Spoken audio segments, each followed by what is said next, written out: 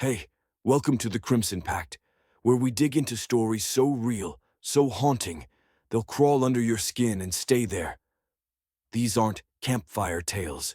They're true experiences from people like you, living ordinary lives until something wrong broke through. Tonight, we've got four gut-wrenching accounts. A creepy night in a friend's house, a camping trip gone to hell, a childhood intruder who knew too much, and a teen stalked through her own neighborhood. If you're in your 30s or 40s, these'll hit hard, moments where safety vanishes. Grab a drink, lock your doors, and let's get into it. But fair warning, you might not sleep tonight. It's 2018, and Mike, a 28-year-old from Baton Rouge, Louisiana, is wrapping up a weekend in Austin, Texas, 300 miles from home, an all-day drive. He's crashing with college buddies, bar hopping, when an old high school friend, Tom, slides into his Instagram story. "When you leaving?" Tom asks. "Today," Mike replies. Turns out, Tom lives an hour outside Austin, right on Mike's route back, maybe 80 miles closer to Louisiana. They haven't seen each other since graduation, just liking each other's posts on social media. Tom says, "Swing by, man, let's catch up." Mike's like, "Why not?"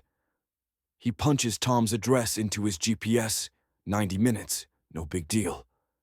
Mike pulls up to Tom's place around 4 p.m. It's a creaky old house, straight out of a Western, wooden porch, peeling paint, but not run down, just old. Inside smells like cedar and dust, like a cabin nobody's aired out since the 70s. The furniture's stuck in time, floral couches, shag carpet, hardwood floors groaning under every step. It's pure Texas, charming in a nostalgic way.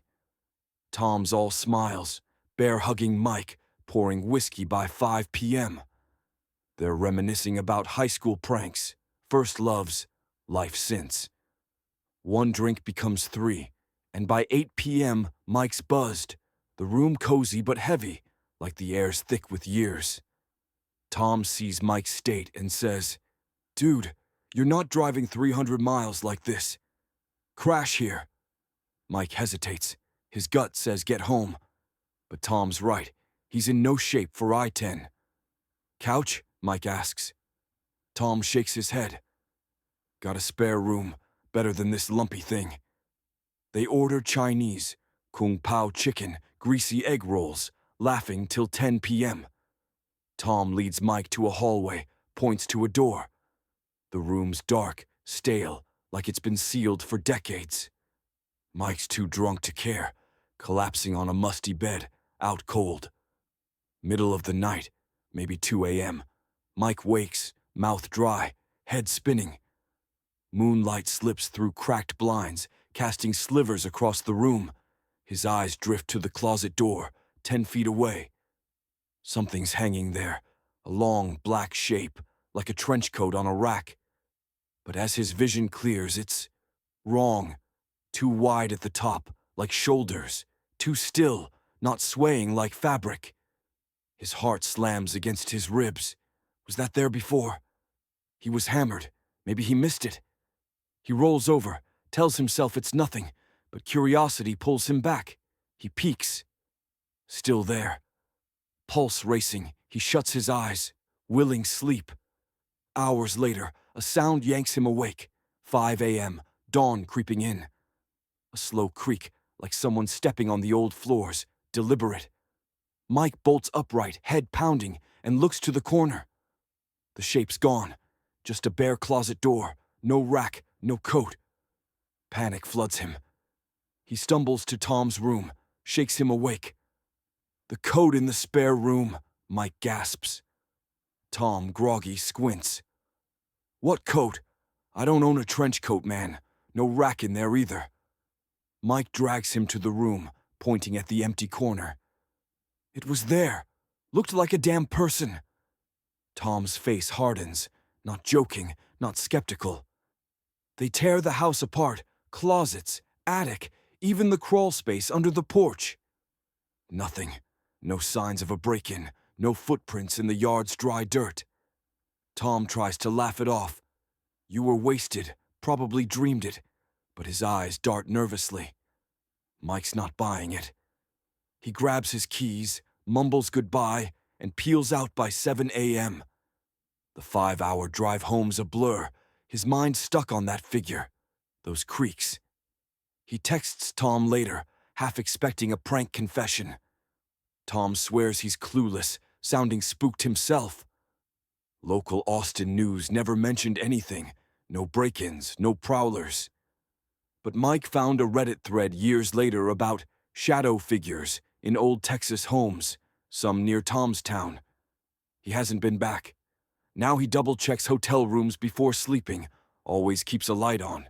This one's eerie as hell. If you're pushing 30 or 40, maybe you've stayed somewhere that felt off, a friend's place, an Airbnb. Mike's story nails that dread when you're not in control, especially after a few drinks. A coat that's not a coat. Creaks that aren't the house settling. Could have been a dream, sure. Alcohol messes with you. But Tom's reaction says otherwise. My bet? Old houses hold secrets. Maybe a squatter. Maybe something else.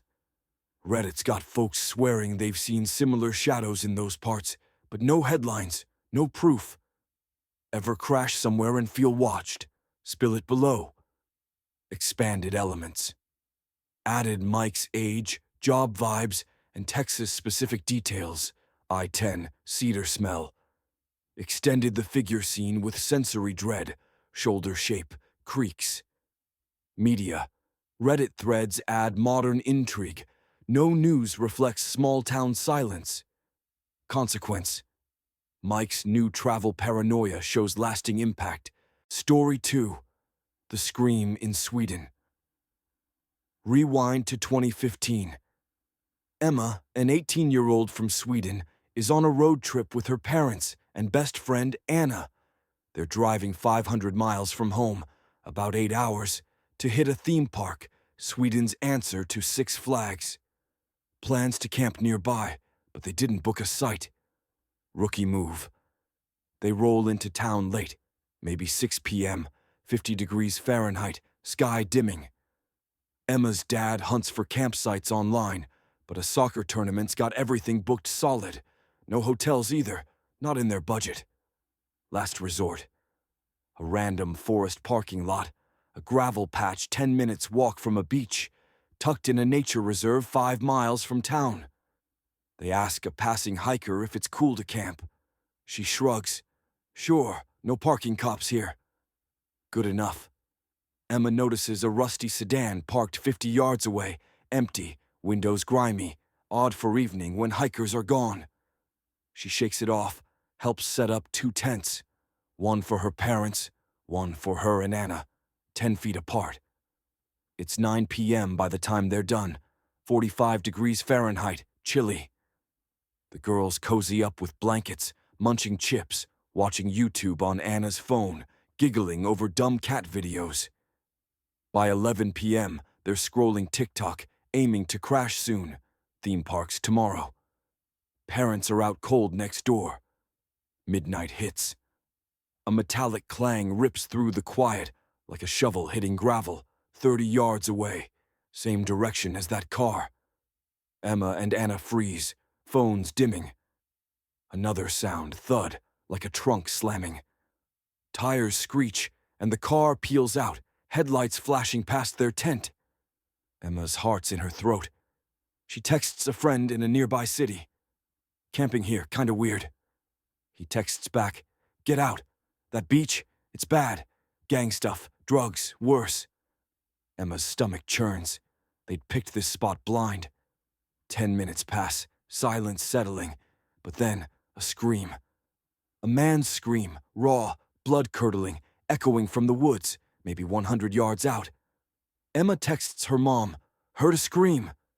No reply. She calls, waking her. Mom's groggy, says, we didn't hear anything, probably an animal. But Emma knows better. No fox screams like that. She and Anna huddle, blankets pulled tight, too scared to peek outside. Time drags. Every rustle feels like doom.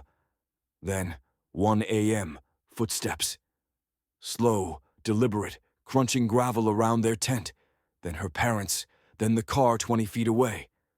Emma dims her phone, pulse hammering. The steps pause like someone staring right at them. Silence stretches, unbearable. Headlights flare again, that same car's back. Emma risks a glance through the tent's tiny window, sees a door slam, and it speeds off. Relief floods her, but it's short-lived. 5 minutes later, a police car roars past, sirens screaming, chasing the same road. Emma and Anna bolt to their locked car, sitting rigid till 5 a.m. Emma keeps watch. Anna passes out. They crawl back to the tent, exhausted, sleeping fitfully till 9 a.m. Morning's gray, 40 degrees Fahrenheit. Emma tells her mom everything. Mom admits she heard footsteps too, and heavy breathing, like a horror movie stalker, outside their tent. Dad slept through it all, clueless. They pack in 10 minutes, tires spinning out. The theme park's fun, but Emma's distracted. That night she Googles the area. Her blood runs cold. A man was stabbed to death there weeks earlier, gang debt. 2 others vanished from that beach, never found. Swedish news barely covered it, a line about crime in rural areas. But Emma found forums where locals warned about that spot. Avoid at night, always. She's 28 now, lives in Stockholm, but won't camp anymore. Anna's the same. They text about it sometimes, still wondering who screamed, what the shovel was for, and why the cops were chasing that car. Damn, talk about bad luck. If you're a parent or ever been a teen on a family trip, this hits different. Emma's crew just wanted a cheap adventure, but they landed in a hornet's nest. That scream could have been a fight, a deal gone wrong. Gangs don't play. The footsteps, though, circling at 1 a.m. That's predator vibes, checking for witnesses. No big news splash. Sweden's quiet like that, but locals knew. Emma's life's marked now. She sticks to cities. Ever camped somewhere that felt cursed? Tell us. I'm all ears. Expanded elements, added Emma's age, park context, and sensory details, gravel crunch, cold air. Climax stretches with the footsteps' eerie pause. Media, sparse news, forum buzz show public disconnect. Consequence, Emma and Anna's camping phobia lingers. Picture 2005, a quiet suburb, maybe Virginia or Illinois. Mikey's 6, his brother Keith's 8, sharing a big upstairs bedroom in a 2-story house. Their parents sleep downstairs, 50 feet away. Dad's strict, 8:30 p.m. bedtime, no exceptions, or they're grounded. One night, maybe 2 a.m., Mikey wakes to Keith shaking him, whispering, "Shh, listen." Mikey's groggy, annoyed, but then he hears it. A woman's voice downstairs, soft, like a lullaby, calling, "Keith, Mikey." It sounds like Mom, but off, too hushed, too cold. Mikey's ready to run down, but Keith grabs him. "That's not Mom," he hisses. Mikey thinks he's being a jerk, trying to scare him. "Stop it," he snaps, but Keith's dead serious. They creep to their bedroom door, just past a short hall with a bathroom and Grandma's guest room. To the right, a locked stairway door leads down. Mikey presses his ear to it. The voice is clearer now. "Keith, Mikey." His spine tingles. It's Mom's voice, but wrong, like a recording played slow. Keith's pale, shaking his head. Mikey, stubborn, unlocks the stairway door, cracking it an inch. At the bottom, 15 feet down, a woman's silhouette stands in the dark. No face, just a shape. "Hi, sweetie. Come down," she coos. Mikey slams the door, locks it, and bolts back to their room, locking that too. He's crying now, Keith muttering, "Told you." They count to 3 and scream bloody murder, stomping the floor. Their parents burst upstairs, Dad pounding the locked door, furious till he sees Mikey's tears. Mom's wide-eyed. "I wasn't downstairs. I didn't call you." Dad tears through the house. Nothing. No open windows, no footprints in the dew-soaked grass outside. Mom asks what the woman looked like. They mumble, couldn't see. A doorbell rings at 3 a.m. Cops. The boys peek from their window, see a patrol car, but stay put, too scared. Morning comes, parents tight-lipped. Just a random break-in, they say, praising the boys for staying put. But Mikey overhears Mom whispering to Dad, she knew their names. They never explain. Years later, at a family dinner, Mikey's 26 now, he asks again. Parents shrug, eyes dodging. Nobody we knew. A local paper mentioned a disturbance that week, no details. Mikey dug online recently. Some ex-posts about home invasions in their town from that era, one hinting at a woman targeting kids. He's got a kid of his own now, checks every lock nightly, and never lets his son sleep downstairs. This one's a parent's nightmare. If you've got kids or remember being one, that voice, someone pretending to be Mom, cuts deep. At 6 and 8, Mikey and Keith trusted their gut, thank God. Could have been a burglar, sure, but knowing their names, that's personal. No media storm. Small towns bury stuff like this, but ex-users swapping similar stories. That's chilling.